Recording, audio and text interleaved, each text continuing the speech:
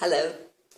I want to talk about egos, your ego, my ego, and egos unraveling. And this is huge. Most people that will be watching my videos are on a spiritual path, so you'll know what I'm talking about. And I only ever talk about what has been true or what is true for me. So you can bet your life, if you're watching a video, then it's what I've just come through a huge experience about. And what I want to say is the ego is that harsh part of yourself. It's those harsh thoughts. It's like a shell. It's not who you are. Who you are is your heart, your soul, and unconditional love. But we've built up a personality or an ego around that to protect ourselves. And because we've been given information that was required.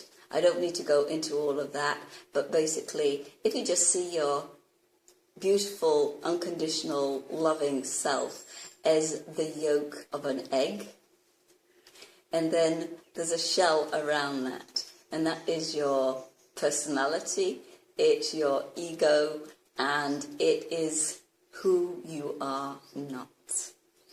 So when you're on this spiritual path, and there comes a point where your ego gets scared. It knows it's losing the battle. And it will start to fight harder, stronger.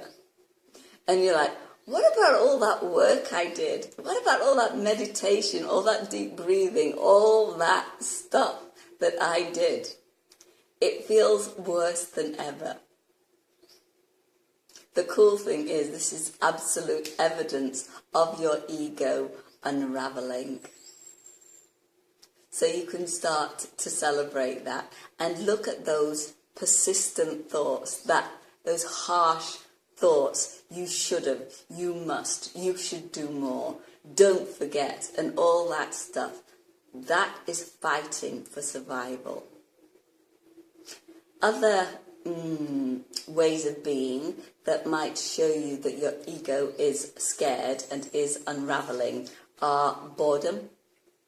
You feel bored, nothing's going on, but deep boredom, can't be bothered kind of boredom. That is generally an indicator of a big shift coming your way. But your mind, your ego mind, is going to tell you differently. It's going to tell you you're wrong. Confusion. Confusion, I love it. Confusion is a place where we go where we don't want to make up our minds about anything. It's almost like we go in somewhere and we close the curtains. We don't want to make a decision. So just allow yourself to be confused. It's okay. It will clear. But if you keep going into the ego mind and asking it for its opinion, it's going to drive you insane, and more confusion will present itself. Feeling lonely, feeling alone. It's not about who's around you. It's that feeling of lost, forlorn, helpless, hopeless, completely alone. We're never alone, but that feeling is awful. So it's also a good indicator, not that you have to like it, but that you can accept that there's something much, much bigger going on for you.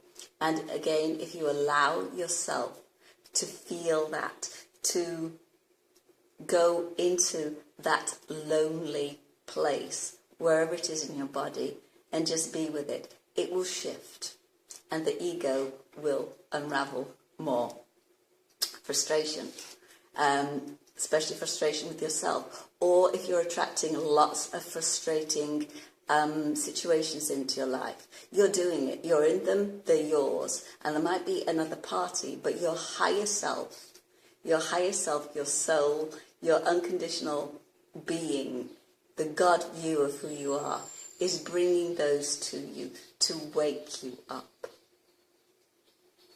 And your ego mind will be telling you exactly the opposite. So look out for those qualities: boredom, confusion, lonely and frustrated. And when they are coming to you in great big bucketfuls, you know that your ego is scared stiff and it's fighting to survive. It won't. So what does the ego mind say? It says, you can't, you shouldn't, do it this way, you need to do more. It goes on and on and on. And the difference is, if you look at those words, those thoughts that come to you, and they feel harsh, then you know that they're coming from your ego. You know that they're not you. If, however, you turn off your ego mind and you listen to those other words, those softer words, those non-judgmental words, that's your God self, your higher self, your loving self. That's who you are. And those words will generally come from the heart, your solar plexus, or your sacrum area. The others, they come from up here, don't they? So interrupt those thoughts. Ask, is it real? Chances are they're not. It's just something going on and on, so used to doing it. And if it has a harshness, you know it's your ego unraveling. If it has a softness, it will be supporting you. And the vibration of that is,